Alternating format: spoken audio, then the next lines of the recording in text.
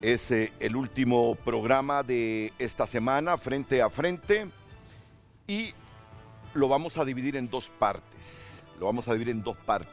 La primera hora ya van a conocer el tema, y en la segunda hora tendremos a importantes miembros de la Federación Internacional de Sociedades de la Cruz Roja y la Media Luna Roja, que es la red humanitaria más grande del mundo. ¿Saben ustedes por cuántas sociedades de la Cruz Roja y la Media Luna Roja está conformada la Federación Internacional? Por 191 sociedades. Esta Federación Internacional está guiada por los 7 principios fundamentales del Movimiento Internacional de la Cruz Roja y la Media Luna Roja: humanidad, imparcialidad, neutralidad, independencia, unidad, universalidad y servicio voluntario. Hoy estará aquí en el programa a partir de las 8 de la mañana el presidente nacional de la Cruz Roja hondureña, el ingeniero José Juan Castro. Estará el secretario general y director ejecutivo de la Federación Internacional, Yagan Chapain. Saben que él, este es un dato muy importante que me ha llamado la atención, empezó como voluntario de la Cruz Roja nepalesa y hoy es una de las principales autoridades o la principal autoridad de la Federación Internacional. Va a ser lindo conocer el testimonio de este ciudadano nepalés. Y también estará Marta Kiss, que es la directora regional de la Federación Internacional para América Latina. ¿Y sabe usted cómo se inspiró la señora? Una vivencia personal la inspiró a unirse a la Cruz Roja y trabajó en la respuesta del huracán Mitch, para que usted lo sepa. Y ahora es directora regional de la Federación Internacional para América Latina. Estoy a la expectativa y emocionado de esta temática a partir de las 8. E igual me he concentrado y he leído mucho para abordar esta primera hora del programa. Vamos a ver, la voy a resumir así. Un tribunal condenó, recuerdan ustedes, a Roberto David Castillo Mejía a 22 años y 6 meses de cárcel por su participación como coautor del asesinato de la ambientalista y defensora de los pueblos indígenas en Honduras, Berta Cáceres Flores, ocurrido el 3 de marzo de 2016. Y hoy, porque quiero ser totalmente imparcial en toda esta temática y hacer las preguntas más profesionales posibles, escojo esta versión de CNN en español. ¿Cómo transmitió CNN en español esta noticia? La condena a Roberto David Castillo a 22 años. Esto fue el año antepasado, si mal no recuerdo, abogado. Sí, 2018. En el 2022, la condena, ¿verdad? Según la sentencia emitida por la Sala Primera del Tribunal de Sentencia Nacional, Castillo, quien al momento de la muerte de Cáceres se desempeñaba como presidente de la empresa Desarrollos Energéticos DESA, fue declarado culpable el 5 de julio de 2021, luego de un juicio que duró poco más de 2 meses. Y luego emitieron la sentencia. ¿En qué consistía la condena a él? Castillo se declaró inocente en varias ocasiones del asesinato que se le imputa. En esta nota citan a Juan Carlos Sánchez. Dice: Juan Carlos Sánchez, del equipo de abogados de Castillo, aseguró a CNN que respetan la sentencia, pero que presentarán un recurso de casación en los próximos 20 días porque no están de acuerdo con la resolución. Y ustedes ya saben casi todos los detalles, los pormenores de este caso. 8 personas hasta ese momento habían sido condenadas en los tribunales de Honduras por el crimen contra Cáceres, aunque la familia del ambientalista asegura que aún faltaba llevar a los tribunales a los actores intelectuales de la defensora de los pueblos indígenas y del medio ambiente en el país centroamericano. Bueno, esto es lo primero, para que tengan ustedes antecedentes de este caso. ¿Qué ha sucedido en todo este tiempo? Esta nota es reciente. Los abogados Juan Carlos Sánchez Cantillano y Rick Santunes presentaron recientemente una denuncia en el Ministerio Público en contra de la perito Brenda Barahona por falsificar documentos en el caso de Berta Cáceres. Ambos profesionales del derecho forman parte del equipo de defensa de David Castillo, persona que fue condenada por el caso del ambientalista. Sánchez Cantillano declaró ante periodistas que cubren el Ministerio Público que el juicio debería declararse nulo porque la perito falsificó, editó y borró documentos. El juicio es nulo desde que se presentan pruebas que están siendo falsificadas, editadas y están siendo borradas y no se hizo nada desde el sector justicia, señaló Juan Carlos Sánchez. Indicó que el Ministerio Público debe culminar las investigaciones y prestarle atención cuando se presenten irregularidades en las investigaciones que realiza. Los profesionales del derecho recordaron que ya habían interpuesto una denuncia en contra de la perito en 2019, pero que no tuvo eco en el Ministerio Público. Reveló que Brenda Barahona pertenecía a la Dirección Nacional de Investigación e Inteligencia que estaba adscrito al Consejo Nacional de Defensa y Seguridad. Hemos pedido al Ministerio Público que investigue de dónde sale esta perito, quién la nombró, quién solicitó su nombramiento desde la Dirección Nacional de Investigación e Inteligencia. Agregó que también pidió que se investigue la designación del perito en el caso, cuando esta labor la pudieron haber realizado equipos especializados del Ministerio Público. O sea que es lo más reciente. Juan Carlos Sánchez y Rick Santúnez presentaron, si mal no recuerdo, fue esta semana, ¿verdad? Se presentó una ampliación. Buenos días. Sí, correcto, sí. Una ampliación fue la que presentó, porque ya usted vino una vez aquí al programa sobre esta temática, recuerdo, y comenzaba este debate. Han presentado una denuncia en el Ministerio Público en contra de una perito por falsificación en el caso de Berta Cáceres. Bueno, me he documentado para hacerle las preguntas, porque yo sé que este caso es muy sensitivo, con repercusión mundial. Y además tengo el deber de preguntar en función de todo el contexto sobre este caso. Y hoy, justamente en esta primera hora, para debatir el mismo, tengo aquí al abogado penalista Juan Carlos Sánchez. Abogado, bienvenido. Bienvenido.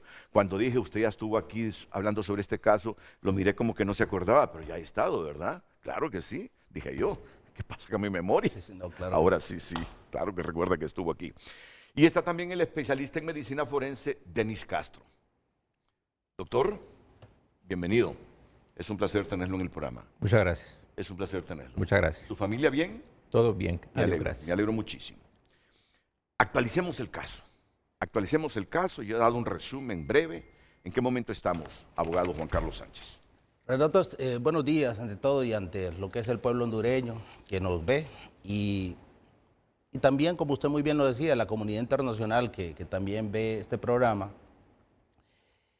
Yo creo que hay tres aspectos fundamentales que debemos comenzar viendo en relación a este tema, que como usted lo dijo, tiene una connotación internacional y que es importante, ¿va? Que claro, un caso de una persona dedicada a la protección del medio ambiente, pues tenga la fijación, en este caso, de los ojos de la comunidad internacional para ver cómo se desarrolla un proceso. Sin embargo, obviamente, a la comunidad internacional le llega la información que podría ser, se ocupa que llegue, y en base a esa información trabajan y en base a esa información crean un criterio de lo que posiblemente pudo haber pasado en un caso que se está ventilando en un tribunal hondureño. Yo quiero iniciar el programa, Renato, con algo que podría sonar algo fuerte. Sin embargo, yo creo que es hora de decir las cosas como son, porque es el momento que se tiene que decir, porque estamos en un momento crucial de lo que es el proceso. Todavía falta la última resolución, falta la última opinión que va a tener el Poder Judicial hondureño con relación a este caso. Y el punto que yo quiero tocar es que no podemos dejar a un lado una situación que se ha dicho a medias, no solamente en este caso, sino en diversos casos. Y estaba viendo ahorita las opiniones y las denuncias que estaba haciendo una connotada abogada, que es la abogada Maribel Espinosa, en cuanto a armar casos para efectos u objetivos específicos desde el punto de vista político o desde el punto de vista de otros intereses. Y el caso de la señora Berta Cáceres no se escapa a esta situación, Renato. Existen muchos casos que en el gobierno anterior definitivamente se instrumentalizaba a la policía, en sus diversos campos, policías de investigaciones, en sus diversos campos, ya sea del Ministerio Público, ya sea de la Policía Nacional, y en este caso específico, investigadores, Renato, de una Dirección Nacional de Investigación e Inteligencia, que es raro ver este tipo de investigadores en casos puntuales, ya que obviamente para eso existen agencias de investigación como la ATIC, que depende directamente del Ministerio Público, existe la DPI, que depende en este caso directamente de la Policía Nacional de Honduras, que son precisamente y tienen el personal especializado para hacer diversas investigaciones. ¿Qué pasa con el caso de la señora Berta Cáceres, Renato? Inicia precisamente, y quien toma el control desde el primer día de las investigaciones, una persona totalmente ajena al Ministerio Público, totalmente ajena a las agencias de investigación que normalmente se dedican a este tipo de investigaciones. Se nombra directamente a una persona que aparece posteriormente como perito ante el proceso desde la Dirección Nacional de Investigación e Inteligencia. ¿Qué es esta dirección, Renato, para que el pueblo hondureño lo conozca? Es precisamente una dependencia del Consejo de Seguridad del Estado de Honduras. Pero ¿quiénes estaban en ese momento dentro del Consejo de Seguridad del Estado de Honduras? ¿Quién lo presidía? Lo presidía el presidente general de la República, en este caso el señor Juan Orlando Hernández. Representantes ahí en el Consejo de Seguridad, sabemos que está el presidente de la Corte, el fiscal general, y así otros que están correlacionados con el sistema de administración de justicia de Honduras. El problema es que hasta la fecha, desde el momento que nosotros tenemos conocimiento de la serie de irregularidades que se dan por parte de este personaje que deriva o viene, en este caso, de la Dirección Nacional de Investigación e Inteligencia. ¿Está refiriendo a la perito Brenda Barahona? A la perito Brenda Barahona. A pesar de que presentamos las denuncias por las falsificaciones que fueron acreditadas, Renato, no precisamente por hondureños, sino por agencias de investigación de los Estados Unidos de Norteamérica, porque en aquel momento la embajada americana estaba bastante pendiente y con los ojos puestos dentro de lo que es el proceso. Entonces se recibió la colaboración de todas estas agencias e hicieron una serie de descubrimientos que tendríamos 2 programas para poder volver a señalarlos. Sin embargo, no podemos evitar decir que estos peritos que vinieron desde los Estados Unidos de Norteamérica descubrieron un borrado enorme. Solo las conversaciones entre el señor David Castillo y la señora Berta Cáceres, que databa de 3 años atrás, fueron borradas.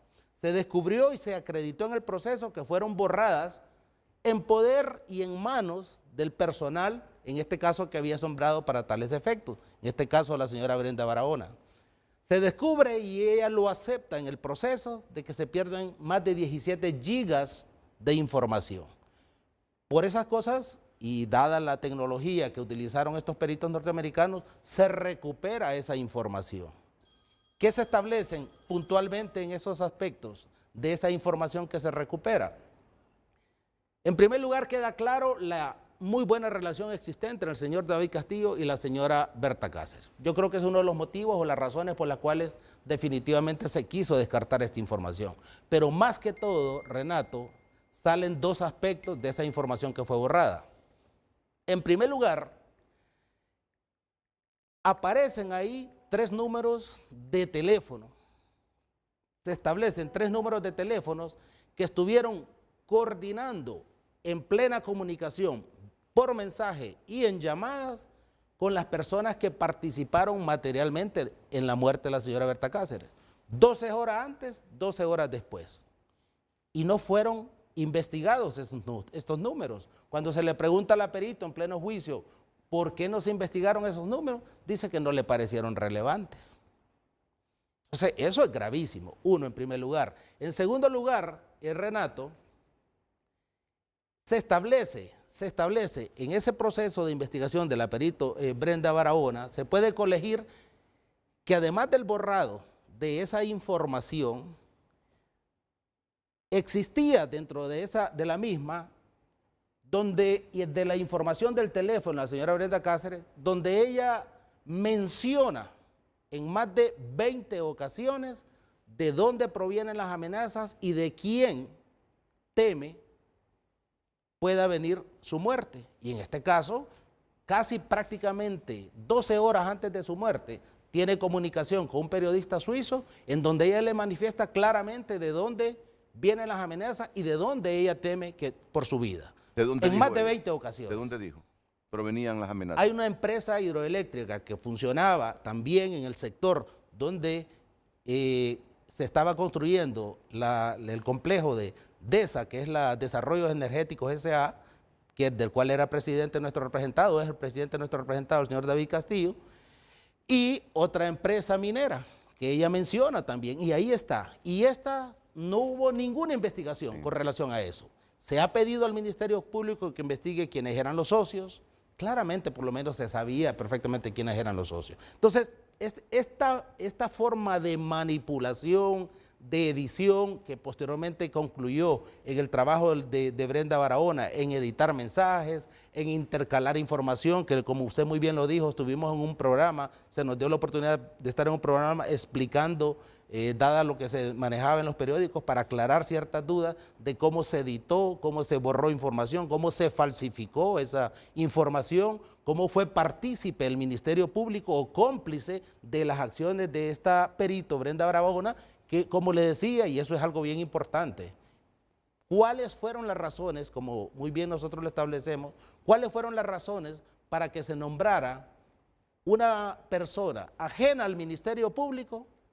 ¿Quién tenía el poder de decidir, señores, no va a participar la Agencia Técnica de Investigación, no va a participar la DPI, sino que va a participar esta persona que es la que va a coordinar, es la que va a decir a quién y cómo se va a investigar? Eso todavía está en las nubes. Y lo más grave todavía, Renato, es el hecho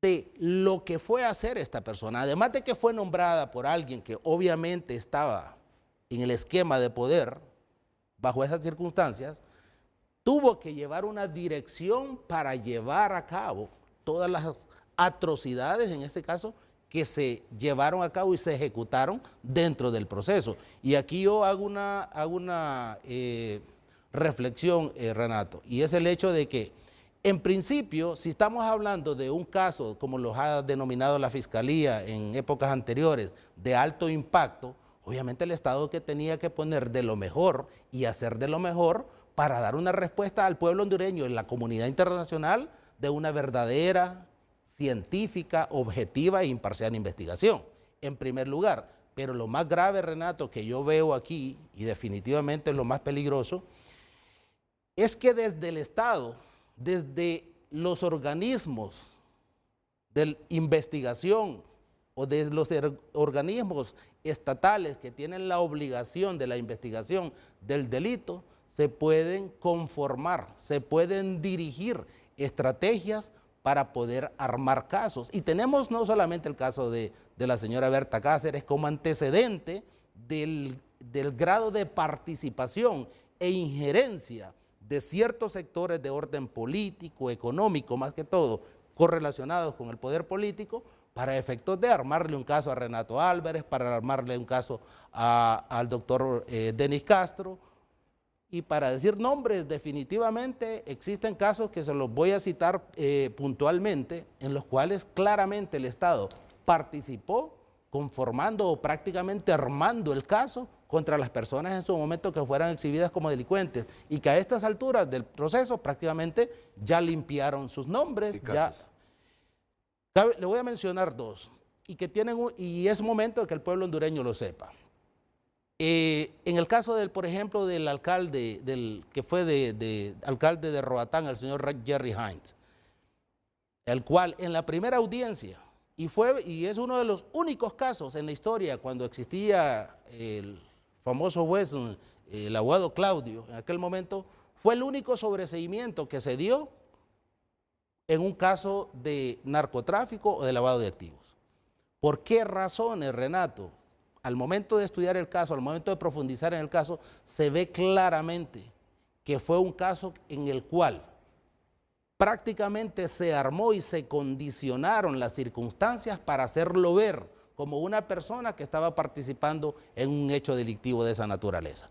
¿Y por qué razones, Renato? Precisamente porque días anteriores se estaban discutiendo aspectos de las famosas sedes en los cuales los negociadores que iban por parte del presidente exigían ciertos porcentajes para efecto de ciertas decisiones. Así como también tuvo que ver en su momento de que recordemos que en el caso del señor Jerry Hines había participado en política y había sido alcalde por más de 3 periodos. Entonces, también era proceso de negociación y prácticamente de coacción en ese momento para efectos de que dejara o se apartara o se hiciera a un lado, y al no ceder ante esas situaciones se le formó el caso que ahora del cual ya prácticamente ya quedó fuera. Solo ejemplifiquemos con ese caso porque solo tenemos 1 hora. Entonces, en resumen, por eso ustedes han presentado esta denuncia en el Ministerio Público en contra de la perito Brenda Barahona por falsificación,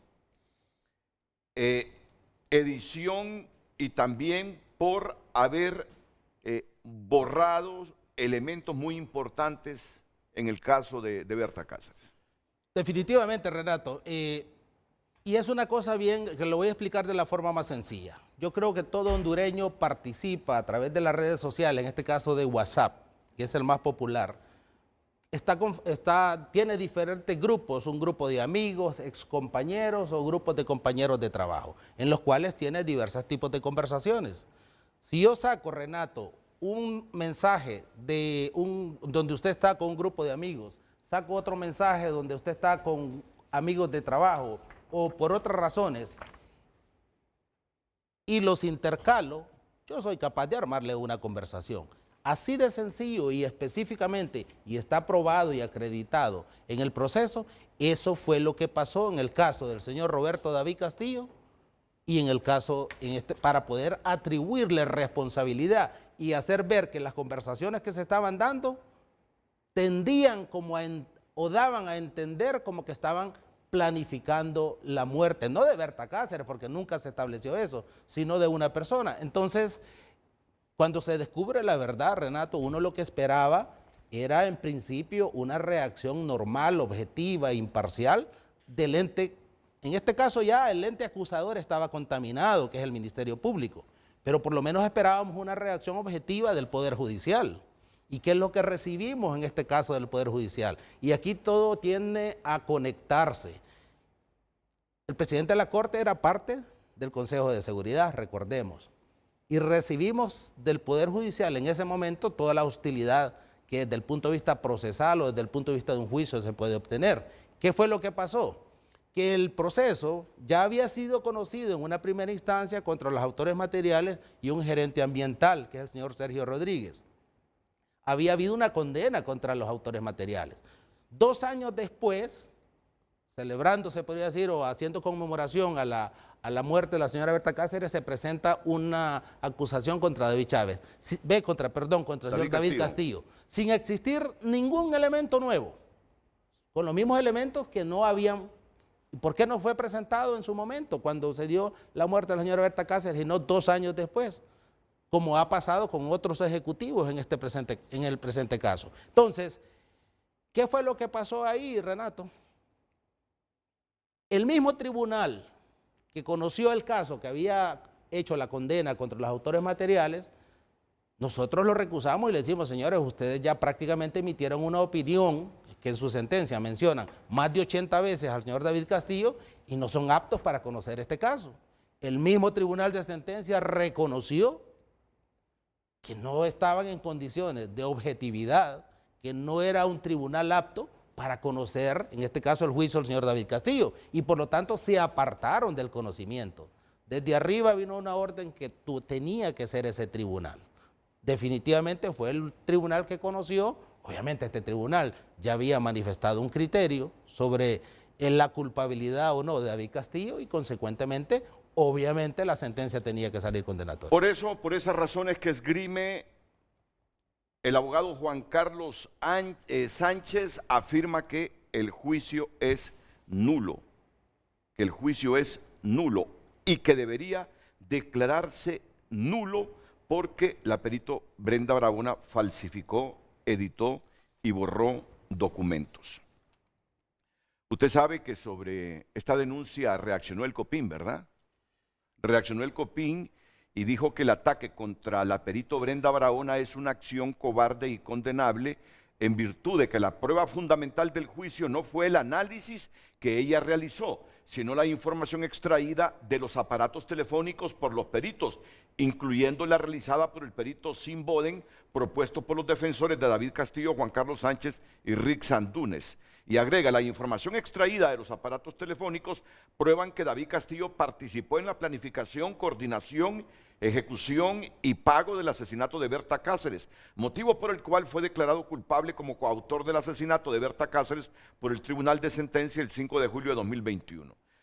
Afirma este comunicado de COPIN que las declaraciones de los abogados de David Castillo ponen en evidencia el uso del tráfico de influencias con las recientes designaciones del fiscal adjunto y director de fiscales, lo cual pone en riesgo la seguridad jurídica, la lucha contra la impunidad y la preservación del Estado de Derecho.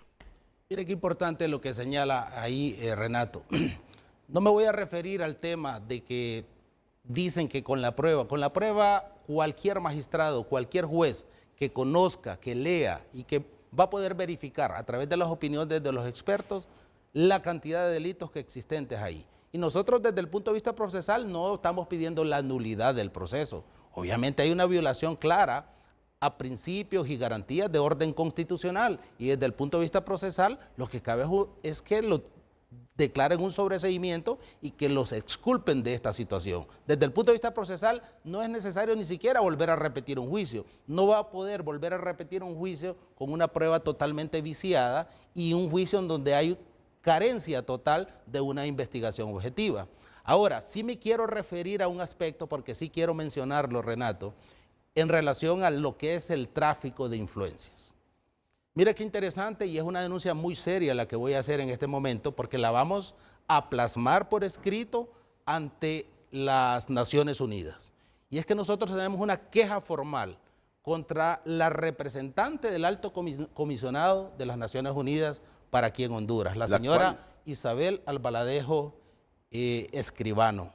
Definitivamente nosotros ya la vemos y como se ha dejado que camine o que avance en este proceso de intromisión, porque así lo llamo, a una clara intromisión dentro de lo que es el sistema de administración de justicia, porque de manera prácticamente abierta y descarada en aquellos momentos de la corte anterior, desconozco si con la actual corte lo ha hecho, llegaba precisamente a exigir que se condenara a tal o cual persona, en este caso a nuestro representado. Yo creo que desde la perspectiva de un funcionario de esta naturaleza, no cabe este tipo de acciones. Ahora participa, por ejemplo, en las famosas mesas que se hacen o reuniones que se hacen a través del Ejecutivo y exige prácticamente condenas sin saber y sin conocer la profundidad, en este caso, y las exigencias que de la defensa también se hacen, porque una persona defensora de derechos humanos, así como se han planteado las cosas,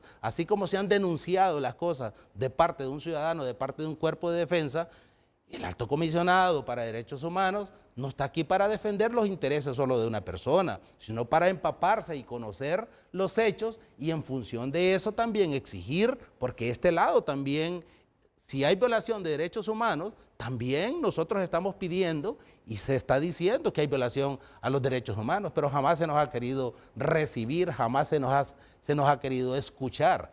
Y prácticamente, y nosotros, como nosotros decimos, Renato, popularmente en la calle, nos damos cuenta de la serie de actuaciones irregulares por parte de la representante del Alto Comisionado de las Naciones Unidas y el grado de injerencia que esta persona tiene y exigencia y una clara intromisión en el sistema de administración de justicia, prácticamente se ha convertido en un brazo de una ONG que funciona como bufete, que es el que acuerpa este tipo de actividades y exigencias representando supuestamente, en este caso representando formalmente al COPIN. Y es una denuncia clara que nosotros estamos haciendo, como le digo, y lo vamos a plantear en las próximas horas formalmente ante las autoridades que correspondan dentro de lo que son Naciones Unidas. ¿Por qué digo que se ha convertido prácticamente en un brazo de esta ONG que funciona como bufete y que acuerpa estas acciones del COPINH? Que dice actuar en defensa de un sector indígena, de lo que son en este caso los lencas. Cuando aquí sabemos perfectamente que el COPINH ha estado prácticamente secuestrado, en este caso, por una sola familia. Si usted lee la historia de 30 años del COPINH, prácticamente ha venido de generación en generación. ¿Y quiénes son los representantes actuales del COPINH? Precisamente la tercera o cuarta generación de esta familia. Y hay que decirlo así. ¿Por qué? Porque hay intereses económicos muy grandes.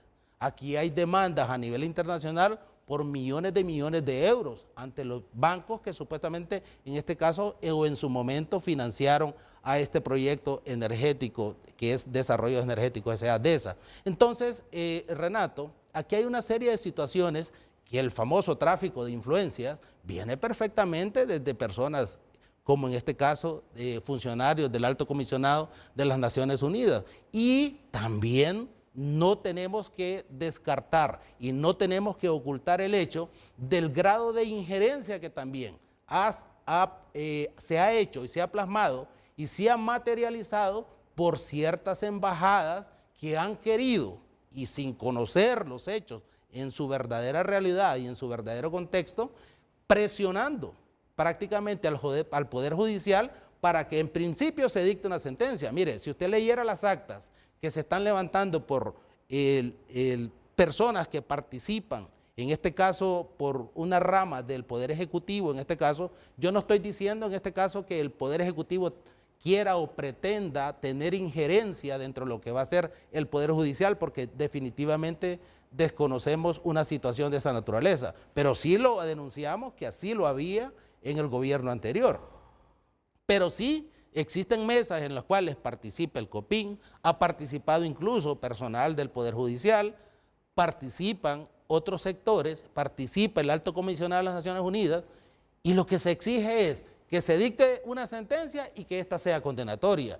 Estamos de acuerdo que se dicte una sentencia porque nosotros estamos exigiendo que ya la Corte Suprema de Justicia tiene que pronunciarse sobre este caso, que tiene que dictar una sentencia porque el tiempo ya ha pasado el suficiente tiempo para que lo analicen y que puedan emitir su opinión, pero no que tiene que ser, en este caso, directamente condenatoria, más que todo cuando está involucrado funcionarios del Ejecutivo y funcionarios, en este caso, del Poder Judicial. Esa es una clara injerencia y una clara manipulación de lo que podría ser una correcta administración de justicia.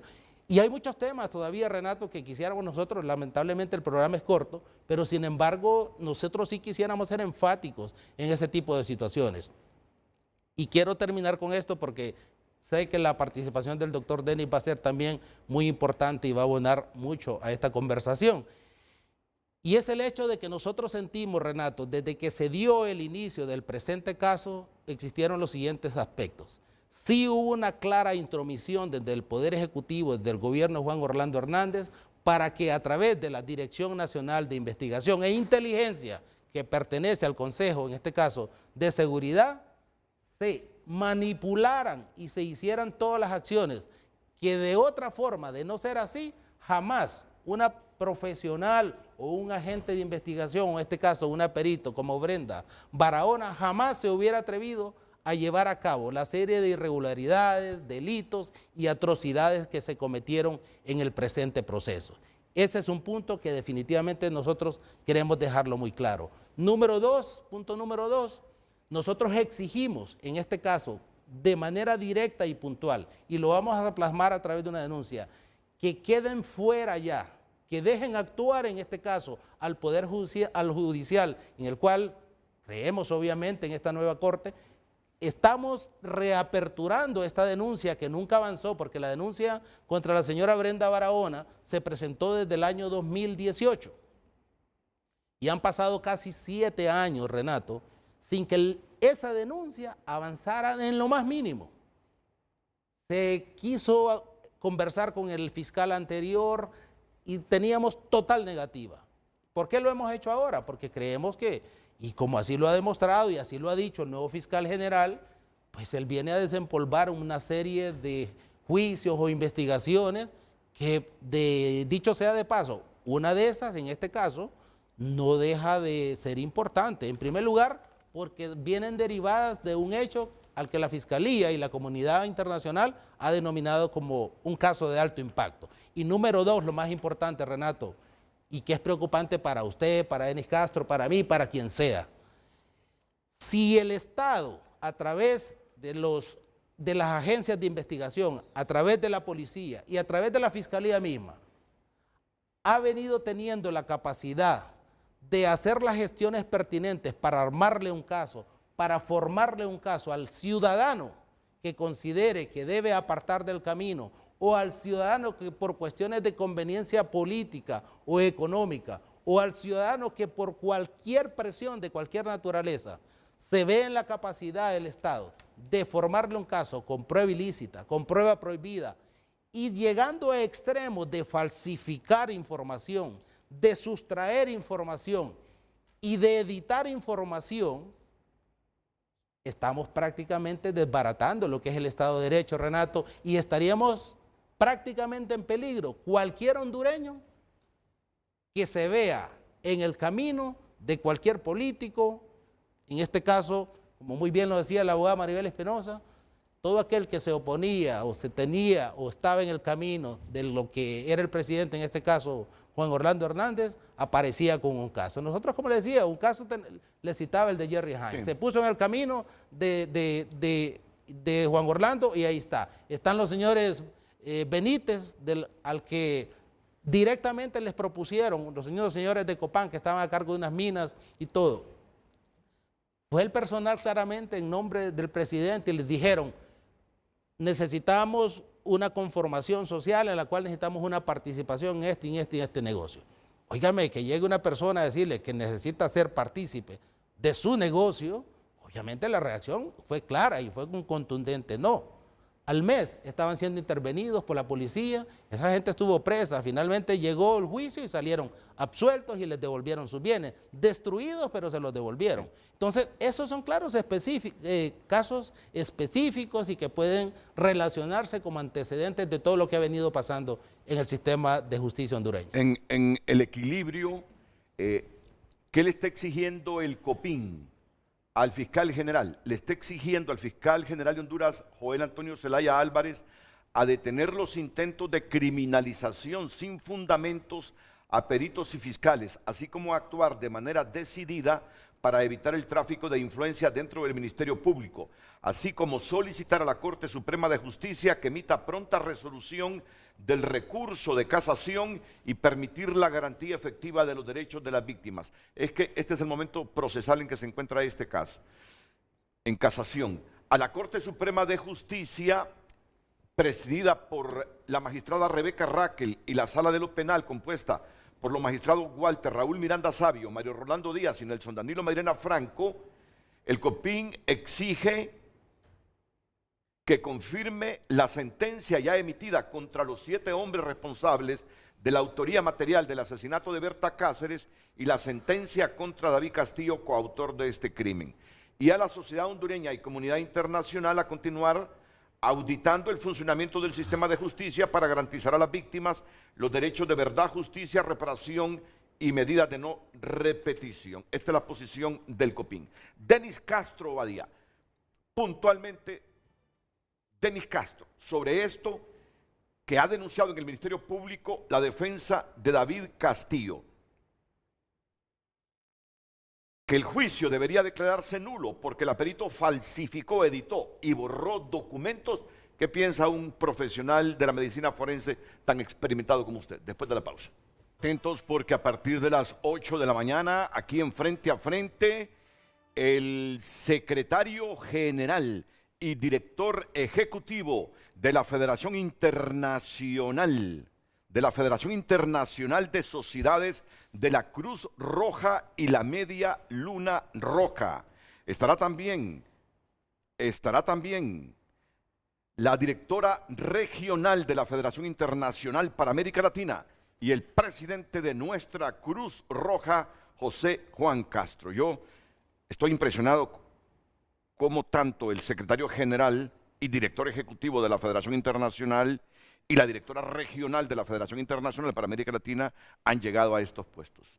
Eran gente solidaria, que se inspiraron justamente en la solidaridad para involucrarse como voluntarios de la Cruz Roja, y ahora han llegado a la cúspide de la Federación Internacional y siguen con esa solidaridad. Atentos a esos testimonios. Doctor Denis Castro, como ya el tiempo es cortito, vamos a ser puntuales sobre lo que ha denunciado hoy aquí el abogado Sánchez, que dice que una perito, en este caso de Berta Cáceres, falsificó, editó y borró documentos, por lo cual ellos ni siquiera están pidiendo la nulidad del juicio, sino el sobreseimiento y la absolución total. Y la absolución total de David Castillo, el ejecutivo de DESA. Sus puntos de vista. Mire, no es de extrañarse lo que aquí está ocurriendo, en este caso es impresionante. Con el CONADO hicimos un trabajo financiado por la Comunidad Europea, cómo se encuentra la investigación criminal de Honduras. Este es un resumen ejecutivo del CONADE, en aquel momento que presidía el doctor Custodio. Y en aquel momento encontramos que en Honduras, y hoy se confirma, en el diario La Prensa, dice, se le implantaron pruebas. Autoridades implantaron pruebas a un señor para que lo acusaran de tráfico de drogas, lavado de activos. Y robarle 14 millones. Y robarle... 8 policías, 8 funcionarios públicos. Bueno, entonces para que usted vea que tiene validez. En el caso, voy a hacerle memoria a usted mismo, el caso Collier lo estaban orientando a un suicidio, ¿se acuerda? Aquí lo ventilamos en su programa. Aquí ventilamos también el caso de doña Berta Cáceres. Usted me invitó al programa y le mostré yo que en la puerta de la casa de la señora había una huella plantar registrada, Firestone, Costa Rica, de Industria Militar Honduras, porque la huella plantar de todo lo que andamos nosotros, las fábricas tienen que registrar lote, número y lo que sea, y eran de Industria Militar. No sé si la persona que participó en ese hecho, que pegó esa patada, era activo o estaba de alta en algo, pero para poder andar esas botas tuvo que haber pasado por las Fuerzas Armadas de Honduras. El caso del incendio del Porvenir, Francisco Morazán, aquí lo ventilamos y aquí se demostró que había sido un crimen en el cual se le disparó y después se prendió fuego. Ahí están presos varias personas, pero se hizo la fuerza. El Porvenir, Francisco Morazán. Perdón, el Porvenir. Atlántida, creo. Atlántida, sí, perdón. Sí. Aquí se ventiló el caso, aquí también en Honduras hay una impunidad criminal en casos específicos como don Oscar Cafati. Aquí en Honduras se encuentra una historia completa. La inspectoría o supervisión del Ministerio Público se encuentra cualquier cantidad de expedientes de denuncias de manipulación, pérdida de evidencias, tráfico de evidencias, incendio de evidencias. En San Pedro Sula han incendiado los centros de peritaje, perdón, los centros de evidencia. Hay un caso en Honduras, Kestenbau, una colección de armas de 1.600, 1.700, fueron sustraídas de una casa, se desaparecieron en el Ministerio Público.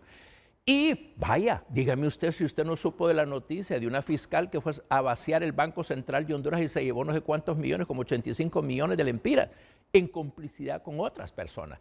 Es un hecho real que los nuevos fiscales que han entrado tienen un compromiso de depurar el sistema de investigación criminal de esa institución y darse cuenta, Renato, que en el mismo reglamento del Ministerio Público, porque el problema nuestro en Honduras es que aquí todo el mundo investiga, todo el mundo hace investigación, pero no los cuerpos colegiados como tal se dedican a hacer su buen trabajo, porque sí, en el Ministerio Público hay buenos peritos, sí lo hay, pero no tienen la oportunidad. Y de ahí han emanado los mejores abogados penalistas de este país, de ese Ministerio Público. Es un centro de buena enseñanza, siempre y cuando tuvieran el debido cuidado. Es más, conozco el abogado que representa este caso por la parte acusadora. Es muy bueno, es un buen profesional. Pero estoy seguro que en el caso de Berta Cáceres, en el cual usted y yo participamos en determinado momento, y en mi caso por la llamada del entonces embajador de México o las autoridades de la Embajada de México, contribuimos a iniciar ese proceso porque estaban sexualizándolo. Acuérdese, estaban orientándolo a otro lado, pero como no les dio, empiezan por otro lado y obviamente usted ve toda la historia, la historia impresionante que acaba de contar el abogado Sánchez aquí presente. Es decir, el Ministerio Público tiene el deber, creo yo, de iniciar un cuerpo de investigación en esta denuncia específicamente, el por qué no se le dio trámite, y dos, porque toda denuncia tiene que dársele trámite, cerrarlo o hacer las acciones correspondientes. Pero en este caso, tanto tiempo que ha pasado, es una deuda que tiene el Estado de Honduras.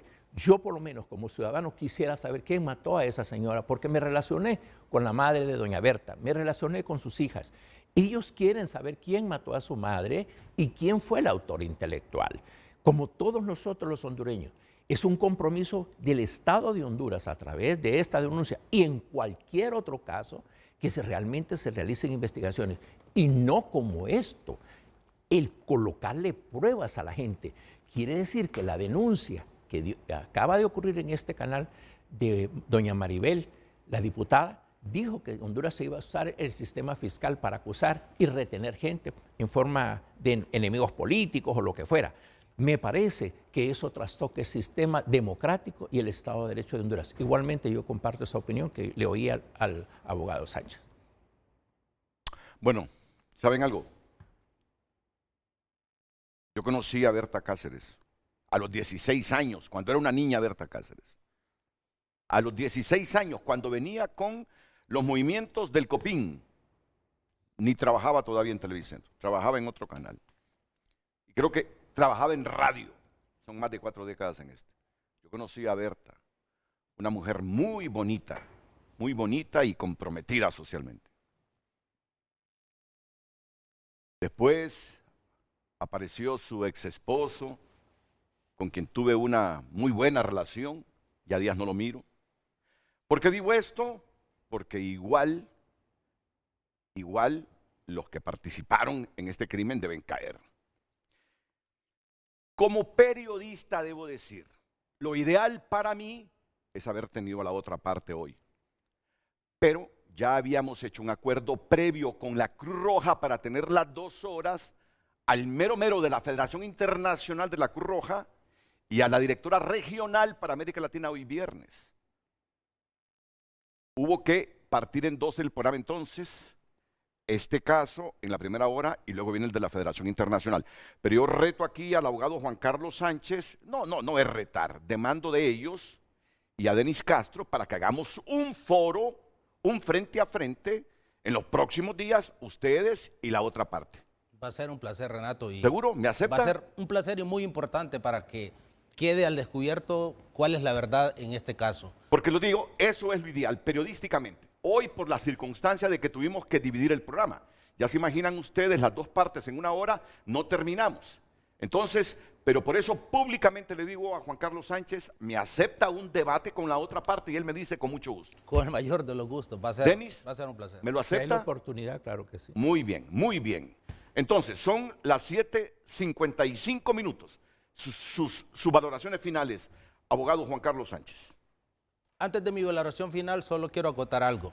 Y eso es parte de la manipulación que a veces se hace a través de los medios, Renato. Se establece en el comunicado del COPIN, por ejemplo, que se estableció claramente los pagos realizados para efectos de darle muerte a la señora Berta Cáceres. Más bien en la sentencia que se emite por parte del Tribunal de Sentencia, que conoció en este caso, se establece en ambas sentencias que nunca se pudo acreditar que se realizaran pagos para tales efectos. Y entre tantos hechos que podríamos aclarar. Pero ese era bien importante ya que lo mencionan ahí a través de ese comunicado. Y hasta yo caí en otro puntito, que usted era el director de fiscales. Y dije yo, ¿cómo puede el director de fiscales, que lo nombraron recientemente, es un homónimo suyo, Juan Carlos Sánchez? Bueno, yo hoy en la madrugada acá, ¿cómo puede el director de fiscales, Juan Carlos Sánchez, ser juez y parte en este caso? Dije yo. Y le pregunté a él en privado, no me dice si es un homónimo mío, porque sí, alguna prensa dijo que se trataba de usted. Definitivamente es un exfiscal también igual a mí, pero que ha decidido dejar, ¿cómo se llama?, la parte privada para asumir esa responsabilidad. Lo que aclara usted es que no es el Juan Carlos Sánchez de que se dice. No es Juan Carlos Sánchez, sino que somos... Usted sigue litigando, no está como director de fiscales. Así es, correcto. Mi acotación final, Renato, en este sentido es, es muy bueno que se haga un debate en el cual se conozcan muchos aspectos que tal vez en aquel momento el pueblo hondureño no tuvo acceso durante el transcurso del proceso. Va a ser para mí un placer poder dejar al descubierto todo ese tipo de situaciones que de manera directa y contundente nosotros decimos de los delitos cometidos por funcionarios de una institución que debería ser profesional y especializada. Y esa es, como decía el doctor Denis Castro, la gran tarea que tiene el nuevo fiscal general.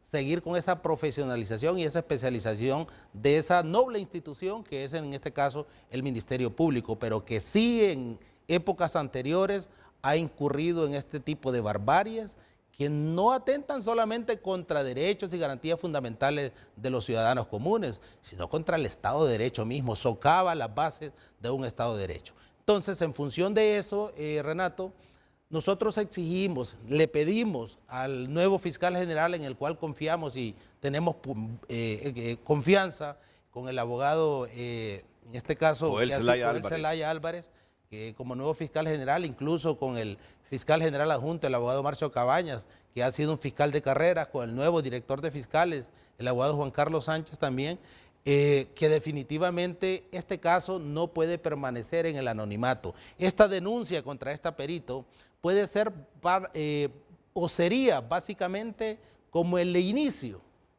de un proceso de regeneración de actividades bien conducidas por parte del Ministerio Público para sacar toda esta podredumbre, porque no se le podría calificar de otra naturaleza, que no solamente, como le decía anteriormente, socava derechos y garantías de los ciudadanos, sino que socava el Estado de Derecho. Confiamos plenamente en el fiscal general actual, en las nuevas autoridades de la Fiscalía, del Ministerio Público, y respetuosamente nosotros les pedimos que nombren personal, que nombren investigadores, que nombren fiscales, para efectos de no investigar, Renato. Prácticamente solo es corroborar la información que nosotros le hemos dado en bandeja de plata, donde se establece claramente, estos son como errores de ortografía, que usted lee un documento y si está plagado de errores de ortografía, usted los va a detectar fácilmente. Así son esos dictámenes, en este caso, del aperito que nosotros estamos denunciando. Y nosotros aquí no solo denunciamos al aperito, denunciamos a los fiscales, que por ley son los directores y coordinadores de esos procesos de investigación. ¿Cómo un fiscal no se va a dar cuenta de todo este tipo de atrocidades y de hechos tan evidentes? Y en 30 segundos le voy a resumir un hecho que fue prácticamente la génesis de este proceso. Hay uno de los procesados, que era el gerente de medio ambiente de la empresa DESA, que mandó a un chat diciendo la frase: ahora es cuando, dice, el movimiento Compin se está debilitando, ahora es cuando debemos tomar acciones. Copiado. Entonces viene el señor David Castillo y le establece, ok, copiado. Entonces viene el aperito y dice que esa frase que dice el señor Sergio Rodríguez se refiere a las acciones de darle muerte a la señora Berta Cáceres. La palabra copiado, así se usa. Y viene, ella asume de que esas acciones, y lo dice claramente en el juicio, de que es darle muerte, aun cuando no dice literalmente el mensaje. Y dice que el ok y copiado que dice David Castillo significa proceda a darle muerte a la señora Berta Cáceres. Desde ahí es una atrocidad, porque un perito está para poder sacar la información y no para interpretarla, en primer lugar. Pero lo más atroz que sucede ahí, Renato, es que el mensaje que dice, ok, copiado, que contesta David Castillo, no era el mensaje que continuaba en la relación de la conversación, sino que lo sacó el ok copiado de otro chat y lo intercaló. Y sacó el mensaje que daba la respuesta real del señor David Castillo. ¿Y qué dijo David Castillo? Ya en el contexto real de la conversación.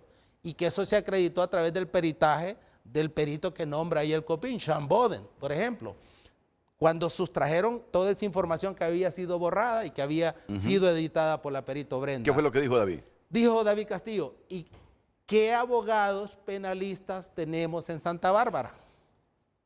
Y la otra respuesta es, tenemos al abogado Jerezano, que es un abogado que existe y que nosotros estuvimos en comunicación con él para que nos sirviera de testigo cuáles fueron las acciones que él realizó. Entonces, desde el momento que quitan la respuesta real que dice David Castillo, ¿qué abogados tenemos penalistas en Santa Bárbara, obviamente vamos a ver claramente que se refiere a acciones de orden legal, no para ejecutar la muerte. Además, Renato, la lógica le dice, ¿cómo va usted a planificar la muerte de una persona en un chat en donde hay ingenieros, arquitectos, ambientalistas y todos de más de 21 personas? O sea, sería lo más ridículo, lo más absurdo, sí. atenta contra la lógica misma. Entonces, esos aspectos son los que pedimos que sean investigados al nuevo fiscal general, que nombre el personal para efectos de que se tomen las decisiones con relación a deducir la responsabilidad criminal a esta persona.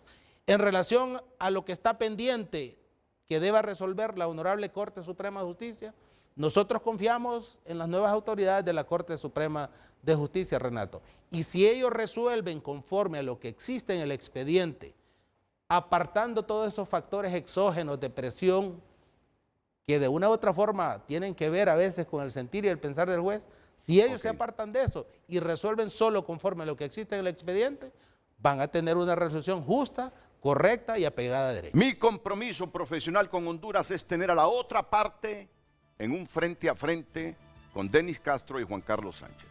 Juan Carlos Sánchez y Denis Castro me lo han aceptado. No tendría la otra parte por qué no aceptármelo. Desde ya también la solicitud pública para que lo hagamos en frente a frente. Ese es el verdadero periodismo. Hoy ya les he explicado, hemos dividido el programa en dos temáticas. Por eso es que ellos estuvieron la primera hora, ahora viene la Federación Internacional de la Cruz Roja y la Media Luna Roja, incluido el presidente de nuestra Cruz Roja. Pero el compromiso es esta parte y la otra parte que acusa a David Castillo, reunidos en frente a frente. Perfecto. Quedamos con ese contrato. Con ese contrato social que está de testigo el pueblo hondureño. ¿Denis? ¿Afirmativo? Dele. Muy bien. Lo más pronto posible. Gracias. Muchas gracias por su comparecencia y después de la pausa comercial, otro interesante tema. La visita del secretario general de la Federación Internacional de Sociedades de la Cruz Roja y la Media Luna Roja y de la directora regional de esta federación para América Latina. Atentos. Es un honor tener hoy la visita del secretario general de la Federación Internacional de Sociedades de la Cruz Roja y la Media Luna Roja, la red humanitaria más grande del mundo, conformada por 191 sociedades de la Cruz Roja y la Media Luna Roja. Para mí es un placer decirles que bien, gracias por estar esta mañana comunicándose con el pueblo hondureño a través de Frente a Frente. Aquí con ustedes, el secretario general y director ejecutivo de la Federación Internacional. Ya hará la presentación oficial brevemente nuestro presidente, el presidente de la Cruz Roja hondureña, José Juan Castro, pero es que también tenemos otra linda visita en el país, que es la de la directora regional de la Federación Internacional de Sociedades de la Cruz Roja y Media Luna Roja. También ella acompaña al secretario general y director ejecutivo. A nombre de nuestro pueblo, gracias por estar aquí, porque sé lo que han representado ustedes como Cruz Roja y como Federación Internacional de Sociedades de la Cruz Roja cuando el país ha sido golpeado por la naturaleza y siempre nos han tendido la mano. No podemos ser desagradecidos y lo menos que podemos decirles que nos sentimos honrados con vuestra presencia esta mañana en Frente a Frente. José Juan, quiero que oficialmente me los presentes. Muchas gracias, Renato, y sin duda gracias por siempre decir presente a esa organización humanitaria en Honduras, también una de las más grandes humanitarias en Honduras. Sin duda estamos muy orgullosos también como hondureños de que hoy nos visite nuestro secretario general, Yagan Chapaín. Es el secretario ejecutivo de la Federación Internacional. Esta es una organización de 105 años, Renato. Sí, imagínate, nació, centenaria. En 1919, después de la Primera Guerra Mundial.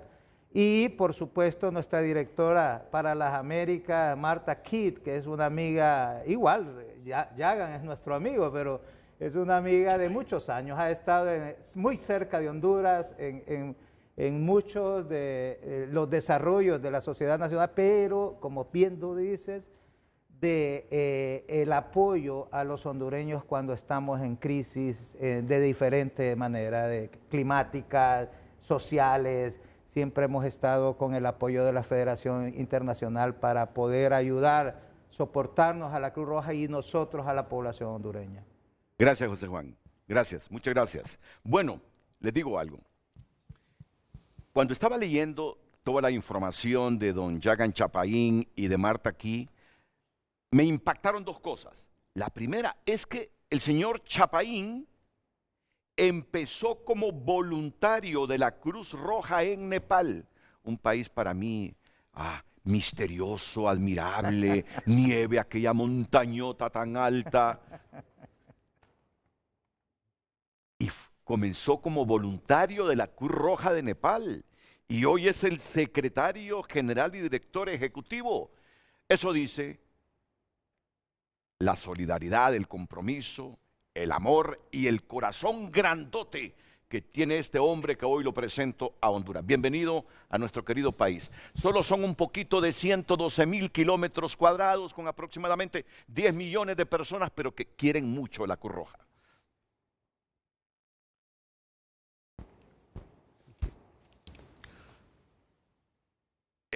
Me gustaría que en unos 2 minutos me relate esta historia que me impactó, que usted comenzó como voluntario en la Cruz Roja de Nepal. ¿Hace cuándo fue eso? ¿Qué lo inspiró? Y que hoy lo tenemos convertido en el secretario general de la Federación Internacional. Bueno, primero que todo, muchas gracias. Y este es mi primera visita al país de Honduras. Me he sentido una recepción muy calurosa y también, increíblemente, también con altas temperaturas, ¿no? Definitivamente ha sido una experiencia muy maravillosa de poder ver el trabajo hecho por la Cruz Roja hondureña y, claro, bajo el liderazgo de José Juan y todo el trabajo de los voluntarios. Regresando a su pregunta, realmente me recuerda mucho a mis inicios en la Cruz Roja.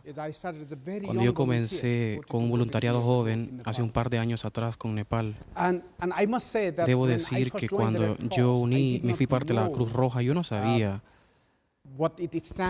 a lo que representaba completamente. Lo único que yo sabía en ese momento de mi vida es que la Cruz Roja hace algo bueno para otros. Y lo que yo puedo traer de mis padres es que cuando uno viene a esta arte como el ser humano, si uno quiere tener una vida plena, uno necesita hacer algo para otros. Porque para uno mismo, todo el mundo lo es. Y así es como yo fui parte y me formé en la Cruz Roja. Claro, en mi vida estudié ingeniería, soy ingeniero por profesión académica, pero de una u otra forma yo nunca tuve la satisfacción de mi vida. No me sentía pleno. Entonces volví a la Cruz Roja. Y he estado haciendo muchas cosas en el campo, en muchas partes del mundo. Tengo experiencia de muchos desastres, de muchas crisis, lamentablemente. Y yo nunca soñé con ser el secretario general, realmente nunca estaba en mis sueños. Nuevamente, esta es una de las cosas que tengo de mis padres, que en tu vida nunca intentes ser alguien, siempre intenta hacer algo. Y cuando uno está enfocado en hacer algo, automáticamente se vuelve alguien. Entonces no tienes que preocuparte por ser alguien. Y este ha sido la gran inspiración de parte de mis padres en toda mi vida. Y realmente no sé cómo me volví el secretario general, pero mi enfoque siempre ha sido ese, de hacer algo. Y eso es lo que me trae aquí, a Honduras. Estuve en Cuba, antes de aquí iré después a Guatemala, después de esta visita. Y, sabes, con mi equipo y toda la sociedad nacional en los 191 países donde operamos, nuestro enfoque todos los días es que si podemos hacer una diferencia en la vida de una persona, solo una, claro, si nosotros pudiéramos hacer más, pues mucho mejor. Pero esto me permite dormir en paz. Y me permite también levantarme todas las mañanas con esa sonrisa, porque yo sé que el próximo día nuevamente podemos impactar algo bueno y hacer algo bueno en la vida de alguien más. ¿Sabe algo? Yo creo que yo soy un poquitín menor que usted y me he vuelto sensible. A mi edad me he vuelto sensible y me ha impactado lo que me ha dicho. Lo que le dijo su padre: hijo, En la vida no intentes ser alguien. Intenta hacer algo. Que cuando intentas hacer algo, vas a ser alguien. ¿Qué expresión? ¿Qué expresión? ¿Qué filosofía? ¿Qué doctrina me ha impactado con esa expresión? Nada egoísta, nada vanidosa, ególatra. Hijo, no intentes ser alguien. Haz algo para ser alguien. Qué bella frase, qué bella frase. ¿Vive su padre o ya murió su padre? Bueno, ya está, arriba. Lo siento, pero tuvo un gran padre y me imagino que una gran madre. Tiene que ser así. Tiene que ser así para un hombre que ha escalado a la Secretaría General de la Federación Internacional de la Cruz Roja y la Media Luna Roja. Antes de volver con usted, quiero también presentar a Marta Aquí, que es la directora regional de la Federación Internacional para las Américas. Y otro dato curioso de Marta Aquí. ¿Por qué está Marta aquí hoy? ¿Por qué es lo que es dentro de la Federación Internacional? ¿Dónde estuvo el génesis de ella? ¿Dónde se inspiró ella? Se inspiró a unirse la Cruz Roja y trabajó en la respuesta del huracán Mitch por una vivencia personal. Por favor, Marta, reláteme cuál fue esa vivencia. Con mucho gusto, gracias. Y gracias por tenernos aquí esta mañana. Mira, como mi historia fue un poco parecido a lo de Yagan y José Juan, que empecé como voluntaria de la Cruz Roja Americana, como capacitado por ser salvavidas en la playa en los Estados Unidos y docente de natación. Y eso hice desde mis 15 años en adelante. Pero resultó en algún momento de mi carrera profesional trabajando en el sector privado en México, en el DF, en 1985, cuando pasó el gran terremoto allá, yo estuve en un edificio en el DF, en el 8º piso, y se dañó totalmente el edificio y vinieron la Cruz Roja Mexicana para rescatarnos del 8º piso, de la ventana del 8º piso. Fue una cosa inolvidable y me marcó, y después decidió salir del sector privado y hacer algo, como dice Yagan, hacer algo para la causa, porque esto tenía que pay it back, o sea, hay que siempre dar a los que uno ha recibido. Entonces, por aquí estoy en la Cruz Roja. Qué bien, la felicito. Gracias por servir a la humanidad, gracias por servir a la humanidad. Y en un minuto cuéntame lo tuyo, José Juan, por favor. Bueno, yo tengo 42 años de ser voluntario. Sí, es que yo te conozco desde hace 4 décadas, un poquito más de hace 4 décadas. ¿Cómo fue tu llegada? Yo no sé si tú eres mayor o yo, pero nos conocemos de hace mucho tiempo. Yo creo que yo cuando miro el volumen de tu cabello y lo contrasto con el mío, yo creo que yo soy un poquito mayor que José Juan, digo. Bueno, no, muy agradecido. Yo tengo 42 años de ser voluntario, ininterrumpidamente. Y cuando hablamos de un voluntariado en todo el mundo, cuando hay 16 millones de voluntarios en esta organización, por eso somos la organización más grande en el mundo, humanitaria. Hay otras organizaciones, pero esta se basa en el voluntariado. Y así como empezó Yagan en Nepal, así como empezó Marta en la Cruz Roja Americana, y hay millones de voluntarios que hoy día son exitosos, pero principalmente lo que tu padre te dijo, Renato, un hombre muy sabio, porque debemos de hacer algo por la humanidad. Hoy día hay muchos retos en el mundo, no solo en Honduras.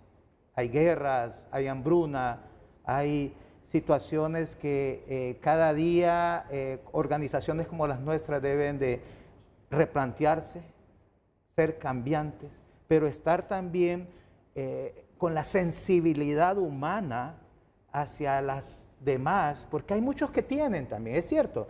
Cuando generamos el mundo son pocos los que concentran la riqueza, pero debemos de sensibilizar que solo tenemos un mundo Y ese mundo somos nosotros los que debemos, a través de la humanidad, hacerlo diferente, Renato. Muy bien, muchas gracias, José Juan. Bueno, hay alguna gente que piensa que la Cruz Roja son esas ambulancias que recordamos, que hemos visto.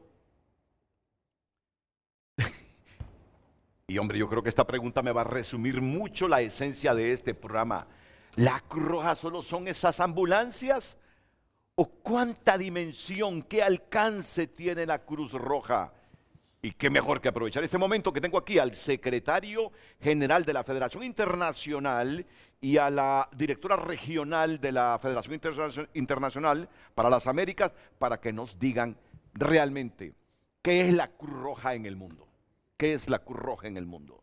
No, desde ya les anticipo, no se crean que solo son esas ambulancias que lo asiste a uno cuando hay algún problemita. La Cruz Roja es algo más que el materialismo. Atentos, que ya volvemos. Gracias a las personas que nos han estado enviando su opinión referente al tema de hoy, la Cruz Roja y la Media Luna Roja en el mundo y sus desafíos humanitarios presentes y futuros. Les recuerdo a los medios para que pueda continuar enviando sus mensajes a través del número de WhatsApp que está en pantalla y a través de cada red social. Estamos presentes en todas las redes sociales como Frente a Frente HN. Señor Chapaín, ¿ha subido el Everest? ¿O todavía no? Bueno, solo la parte de abajo. Solo la parte de abajo, no en la parte de arriba. No he subido, no he subido. Pero hay tiempo todavía. Hay tiempo todavía. ¿Verdad? Hay tiempo todavía porque se mira saludable. Hay tiempo todavía. No, esa es una faena Sí. en la que hay que prepararse por muchos Claro, años. claro, Por sin muchos duda años. alguna. Pero alguna vez quiso, intentó, pensó en escalar el Everest. Nunca. No, not to the top. Bueno, no a la cima, no a la cima. It's already very crowded. Ya so está muy too lleno many de people personas. want to Demasiadas climb personas the quieren subir la mountain, so montaña. let them do it. Entonces déjenlos a ellos que lo hagan. Mire, yo creo que este es el momento para que usted nos diga, como secretario general de la Federación Internacional, más allá de las ambulancias, ¿qué es la Cruz Roja en el mundo? You know, Bueno, ¿sabes? the ambulance service El servicio de it ambulancias symbolizes es un what the símbolo Red Cross y representa lo que era la Cruz Roja If es. you look at the history, Si miramos la Red Cross was historia, created in la the Cruz battlefield. Roja se creó en los campos and de the original batalla. idea of the Red Y la idea Cross original de la Cruz was Roja you save era salvar the soldiers a los when they are soldados injured cuando and estén heridos they can no longer fight. y que ya no puedan servir en batalla. So an organization was needed La organización se who could necesitaba, actually una go organización que pudiera and save the people servir y who salvar a are las no personas longer que able ya to no fight pueden and who are pues just like pelear any other human y being. como otros servir a And otros that's seres when humanos. this Es ahí notion of donde esta ambulance service- moción de servicio de ambulancias And I'm very nació. happy that even Soy muy after contento que 160 después de years, más de that 160 notion años esa still moción exists. todavía existe. But of course, over Pero the period claro, of time, aquí, things a lo have largo del tiempo, las cosas han evolucionado. You know, if you go to the Si uno 1915 ve or y 16, regresamos a los 17, when there was a flu, 17, 18, 19, había una pandemic, pandemia también. actually much worse De than hecho, the peor COVID-19 del pandemic COVID-19, we la had. pandemia que tuvimos It nosotros. gave a very different perspective, Le dio a una very different percepción perspective to diferente humanity. a la humanidad y al mundo That humanitario. actually, De while hecho, people suffer from the por eso las conflict, they personas que also sufren en suffer from conflicto diseases. también sufren de They also enfermedades suffer from y other también disasters sufren de of otro the tipo de so-called desastres, los llamados desastres And then the naturales. First World War came. Y luego vino la Primera Guerra Mundial. And during the First Y World durante War, la the Primera Red Guerra Cross Mundial, expanded la massively, Cruz Roja se particularly expandió in masivamente, Europe, but also especialmente en in Europa, pero también aquí en Norteamérica. And then at the end of the war, Y luego ya al and at the final end de of la the guerra y al pandemic, final de la pandemia, there was millions of Red Cross había volunteers, millones de voluntarios de la Cruz branches, Roja, international societies. consejos y There sociedades was a serious nacionales discussion. What to con do un now principio, with this capacity qué we hacer have? con esa capacidad que tenemos. And then there was the Y luego realization that estaba la humanitarian realización needs de still que exist. existe siempre la Even necesidad after the humanitaria, pandemic was incluso over, después de la guerra, even incluso after después the de la First World pandemia, War was over, incluso la Primera Guerra the humanitarian Mundial, needs still el exist mundo in humanitario safer siempre cost. existe. And that's when Y es in ahí 1919, cuando en the 1919 Federation was la Federación Internacional se creó para not trabajar only no at the time of solamente en el tiempo de crisis conflict, o en but conflicto, also pero on también social issues. en temas sociales now on y issues ahora like en climate temas change. como el cambio climático Multiple health issues. o muchos temas de salud Issues like the o people temas who como que are las moving personas all que around están the world. moviéndose alrededor del mundo ahora, ¿no? So, and Así then que, it y further después evolucionó. evolved. Y básicamente ahora nosotros hacemos énfasis en lo que nosotros llamamos construir las comunidades. Si nosotros podemos trabajar con las comunidades para que se fortalezcan, nosotros podemos prevenir el impacto de la crisis o por lo menos nosotros podemos minimizar el impacto. Así que desde la ambulancia en 1859 pues ha evolucionado a crisis, a múltiples crisis y ahora a temas sociales. Pero la ambulancia siempre sigue siendo un símbolo y estoy muy contento que el símbolo original permanece y sigue vivo. ¿Sabe qué me impresiona? Y más allá de lo que conocemos hacia la Cruz Roja, ¿sabe qué más me impresiona? Que se haya mantenido durante tantos años con la neutralidad. Muy pocas cosas, organizaciones e instancias en el mundo con la polarización que hay ahora generan esa percepción de neutralidad. Por eso vuestro servidor sufre cuando se dice en un conflicto que no dejaron entrar a la Cruz Roja, pero por lo general todo mundo cree en la Cruz Roja y haber mantenido esa neutralidad para mí es algo que magnifica y dimensiona lo que representa la Federación Internacional de Sociedades de la Cruz Roja y la Media Luna, señor Chapáin. Sí, creo que tú resaltaste algo muy importante, un principio importante para nosotros. Como sabes, nosotros trabajamos con 7 principios fundamentales. Y los principios de la neutralidad en los tiempos ha sido mal interpretado. Y en los tiempos también es mal interpretado y se vuelve indiferente a la situación. Y eso es absolutamente equivocado. Los principios de la neutralidad son importantes para poder llegar a todos los sitios de la crisis. Claro. Porque cuando los seres humanos necesitan ayuda, cuando los seres humanos están en una situación compleja y difícil, la Cruz Roja lo vemos como seres humanos, nada más ni nada menos. Y para poder llegar y entender eso, llegar a esa persona, nosotros tenemos que tener y ejercer ese principio de la neutralidad. Así que es una elección, no es una diferencia. Y es una elección puramente por el bienestar del ser humano. Y cuando nosotros hablamos de la neutralidad, es puramente no tomar bando. Nosotros no tomamos bandos porque hay otras instituciones que están diseñadas para eso, ¿no? Pero nuestra institución está diseñada de no tomar bando y solamente enfocarnos en el ser humano. Y estoy muy orgulloso de que por tanto tiempo en nuestra historia nosotros hemos mantenido eso. Y usted mencionó que con la polarización que está sucediendo en el mundo, sí, en los tiempos de ahora es un reto. E incluso, pues, llegamos a no acordarnos. Pero nosotros absolutamente estamos en ese razonamiento, en mantener todos nuestros principios fundamentales que incluye la neutralidad. No me imagino una Cruz Roja que se posicionara y dijera que hay un genocidio en Gaza en este momento. No me imagino una Cruz Roja que se posicionara que lo que hizo Hamás en Israel al matar a 1.200 israelíes es un crimen de lesa humanidad. Ni estaría en Gaza, ni estaría en Israel, ni estaría en ningún lado si se posicionara a favor de una causa. Por eso haberse mantenido más de 100 años con esa percepción entre los seres humanos que es una organización neutral, a mí me impresiona. Me impresiona y me agrada. Por eso dimensiono la calidad de gente que son ustedes y todos los voluntarios de la Cruz Roja en el mundo. Y sabes, es aquí donde es extremadamente importante decir que el rol de los medios, que se vuelve bien importante, porque muchas veces nosotros estamos viendo la mala información y la falta de información y las noticias falsas, y muchas veces lo que sucede es que muchas de las malas percepciones se pueden desarrollar. Por eso los medios tienen un rol muy importante en jugar, no solamente en resaltar lo malo que sucede en la sociedad, pero también resaltar lo bueno que sucede en la sociedad, porque cada día, en cada comunidad, en todos lados, en todos los países, muchas cosas buenas están pasando. what happens is, Y lo que sucede a lot of times es that que muchas good, veces son buenos. that niceness of humanity Muchas cosas buenas de is la not humanidad sufficiently highlighted. no se resaltan. That's why I really Y want es to por thank you eso for quiero giving us this agradecerte platform, por where darnos we esta can talk plataforma about en la que the podemos hablar humanity, we can de la talk humanidad, about the en la que good, podemos hablar de las we cosas can buenas talk que about- suceden we can todos los talk días en about el the mundo. Podemos hablar volunteers. acerca de los voluntarios, who ¿sabes? every day Todos los días, serve with a claro, complete sirven selflessness, con la satisfacción expecting anything sin in esperar nada a return. cambio. and sometimes Y muchas veces, sacrificing their own life. sacrificando su In vida COVID-19, en el we COVID-19, lost nosotros hundreds of perdimos volunteers cientos de because voluntarios they would still porque go out. ellos salían. And I want to share with Y you quiero one statistic. decirle una You know, during the estadística COVID-19, que durante el because COVID-19, porque, spreading so claro, fast, se estaba esparciendo the tan countries rápidamente, los introduced países introdujeron meaning that los people cierres, could not go lo que out. significaba que las personas no podían But movilizarse ni during salir.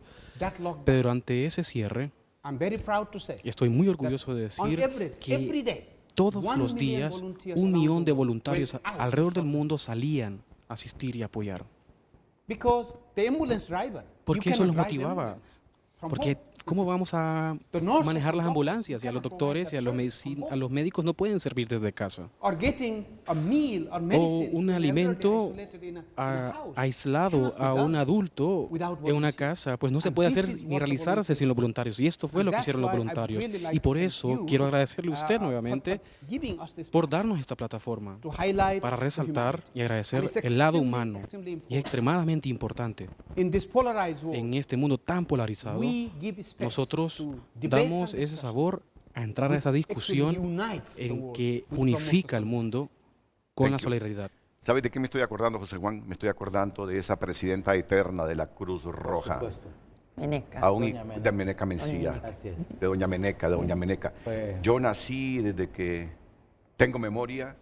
Bueno, siempre la tuve, pero hay un momento en que uno empieza a recordar las cosas de pequeño.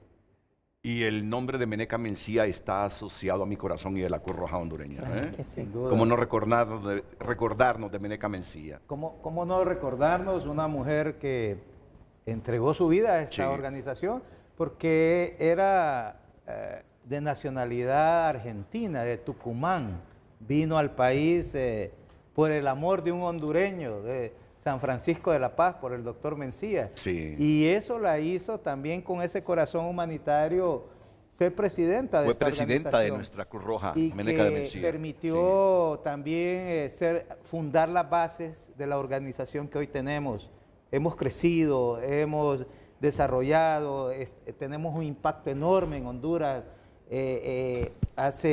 Durante el ETA y OTA asistimos a 1 millón de personas, hondureños. Y cuando decimos 1 millón de personas es que la tocamos. Le dimos un kit de higiene, le dimos una atención psicológica, primeros auxilios, un traslado de ambulancia, una unidad sanguínea. Y el año antepasado atendimos a 700,000, el año pasado casi a 600,000. O sea, eso es lo que representa la Cruz Roja. Y eso se va creciendo a través del voluntariado. Y doña Meneca para nosotros es un ícono que es un ejemplo que debemos de seguir como tal porque nos permite mantenernos vivos. Es más, nuestras escuelas de enfermería se hacen llamar Meneca de Mencía y cada día vamos abriendo más y formando más hondureños, jóvenes Sí. hondureños en este sentido. ¿La conociste, Marta? A Meneca. Ah, sí, claro que sí. Como dice José Juan, una figura icónica para nosotros. Ella pudiera hacer estable una sociedad nacional durante años de incertidumbre. Y eso es algo que nos apreciamos siempre, porque dejaba que cuando ella se fue y entró José Juan, él podría arrancar la sociedad nacional que ella mantenía durante años, durante tiempos de crisis, y dejar desarrollar y transformar la Cruz Roja hondureña lo que es hoy en día. Es increíble. Marta, ¿usted conoce a todos los presidentes como José Juan en Honduras Sí, señor. de las Américas y los trata como a José Juan, Sí, señor. como familia? Claro que sí, es mi privilegio poder servir a los 34, ya porque hoy en día no contamos con Nicaragua, pero 34 países en las Américas esto es la membresía de la Federación Internacional y nuestro deber es apoyar a ellos para que puedan enfrentar cualquier crisis que están experimentando. ¿Por qué Nicaragua? ¿Qué ha pasado con Nicaragua, señor Chapáin? Bueno, Como como sabe, en todos los países existe ciertas condiciones que deben estar puestas para poder establecer una sociedad de la Cruz Roja. Una de esas condiciones es que el gobierno debe acordar un acuerdo y hay otras 10 condiciones adicionales que deben estar puestas en marcha para que una sociedad de la Cruz Roja esté establecida en un país. Y básicamente, con algunos de los cambios que sucedieron en Nicaragua, la Cruz Roja de Nicaragua no pudo mantener esas condiciones. Y por eso nosotros nos volvimos 191 miembros de ser ¿Y qué es lo que 192 piden miembros. ustedes a los estados para que se conforme esas sociedades nacionales de la Cruz Roja? ¿Qué condiciones exige la Federación Internacional para establecer esas sociedades nacionales de Cruz Roja en los estados? Bueno, como mencionaba, hay un tema de la Convención de Ginebra y también hay un tema de las legislaciones nacionales que regula cómo la Cruz Roja y la sociedad debe ser establecida. También existen un acuerdo de independencia, neutralidad de los 7 principios fundamentales, las condiciones que puedan realizarse, desempeñarse, el respeto a la Cruz Roja y al emblema en esos países. Y también hay otros aspectos que podamos operar de forma independiente, Lo entiendo. siguiendo los principios Humanidad, fundamentales. imparcialidad, neutralidad, independencia, unidad, universalidad y servicio voluntario. Si se incumple uno de estos principios fundamentales, la Cruz Roja no puede estar en ese país. No vamos a debatir aquí la cuestión política de Nicaragua, si incumple varias, si solo incumple un principio fundamental. El hecho es que para que la Cruz Roja o una sociedad nacional se establezca en un estado, debe reunir estos 7 requisitos. Renato, correcto, no vamos a hablar de los temas políticos porque eso corresponde a la neutralidad, pero también al revés, cuando se cumplen los principios fundamentales. O sea, y por eso como organización siempre decimos, no somos una ONG. Los gobiernos, los estados son responsables de mantener una Cruz Roja y respetar a una Cruz Roja. Pronto, este año, tenemos una conferencia internacional que cada 4 años tenemos en Ginebra, donde las Cruces Rojas y los estados se sientan para poder fortalecer los principios fundamentales, para poder fortalecer los convenios de Ginebra, que están obligados los estados a poder fortalecer las Cruz Rojas y principalmente respetar todo lo que hemos pactado en el mundo para poder facilitar todas las acciones humanitarias que hacemos. Marta aquí, después de la pausa comercial, nos va a recordar todo lo que la Cruz Roja, históricamente y sobre todo en las últimas 4 o 5 décadas que hemos sido golpeados por la naturaleza. Bueno, no me siento bien cuando digo golpeados por la naturaleza, porque al final la naturaleza solo hace lo que nosotros hacemos en el planeta. Así es. Solo se ensaña con lo que nosotros hacemos en el planeta. Sí. Pero al final hemos sufrido por lo que hacemos nosotros con el planeta, cómo nos lo devuelve la naturaleza. Y ahí ha estado nuestra Cruz Roja hondureña, la Federación Internacional de Sociedades de la Cruz Roja, ahí ha estado para prestarnos auxilio, para estar muy cerca de nosotros, y me gustaría que Marta aquí nos lo recuerde esta mañana histórica en que están con nosotros Yagan Chapáin, el secretario general y director ejecutivo de la Federación Internacional, Marta aquí como directora regional de la Federación para las Américas y nuestro presidente nacional de la Cruz Roja, José Juan Castro. Marta, en todo este tiempo como la directora regional de la Federación Internacional para las Américas, ¿qué más le recuerda sobre Honduras? Gracias por la pregunta. ¿Sí? Mira, en el año 1998, cuando nos pasó Mitch, yo tenía el privilegio de estar encargado de la oficina regional, basado en Guatemala, pero cubriendo América Central. Y en este momento jamás, pues, bueno, todos sabemos la magnitud de Mitch. Y yo creo que nunca podríamos pensar en estar afectado por otra tormenta tan catastrófico, ¿no? Pero resulta en el año 2020 sí se pasó, o sea, y uno tras otro, ETA y después IOTA. Sí. Y pues las personas afectadas estaban como 7 millones de personas, 4 millones aquí en Honduras, entre Honduras, Nicaragua y Guatemala.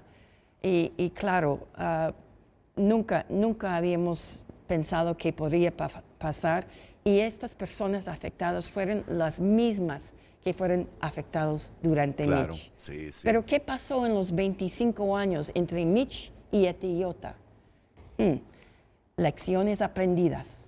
Podríamos invertir en nuestros procesos regionales y locales en cuanto a alerta temprana. Podríamos invertir en capacitar nuestro voluntariado para poder reaccionar oportunamente.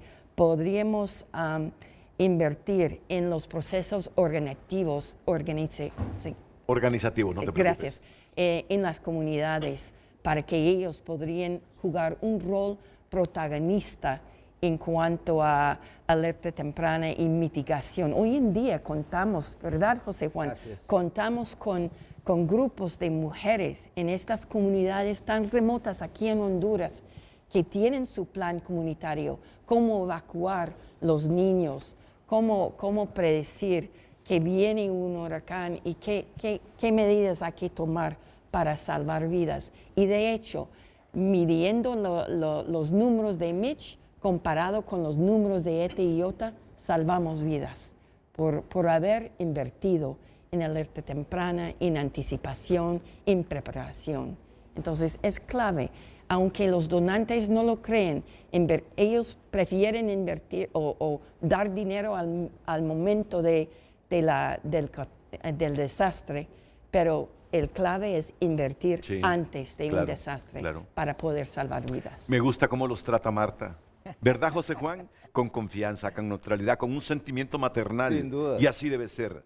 No esperaría menos de la directora regional para las Américas de la Cruz Roja. Los trata con un sentimiento maternal a todos los presidentes o presidentas de las asociaciones nacionales. Somos familia. Me interesa ese puntito que decía Marta, señor Chapaín, Chagan Chapaín. ¿Quiénes son los principales donantes de la Cruz Roja? Estas cosas las debemos conocer porque generalmente observamos el servicio de la Cruz Roja, los voluntarios de la Cruz Roja, pero algún apoyo económico se necesita para que funcione con eficiencia de la Cruz Roja. ¿Quiénes son los principales donantes de la Cruz Roja en el mundo? Bueno, los principales donantes son el público en general.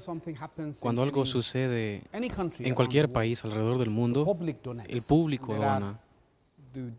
Hay diferentes formas de donar. Claro, también está una plataforma digital. Así que cualquier persona en cualquier lado del mundo puede hacer una donación.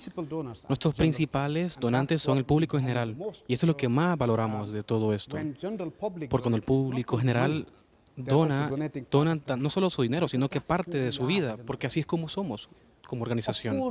Y claro, cuando las crisis son tan grandes, nosotros ocupamos más donaciones. Y es ahí donde tenemos el sector privado contribuyendo y asistiéndonos al mundo humanitario. Claro, un número de gobiernos asisten y apoyan a la Cruz Roja, y también tenemos un fuerte sistema de solidaridad.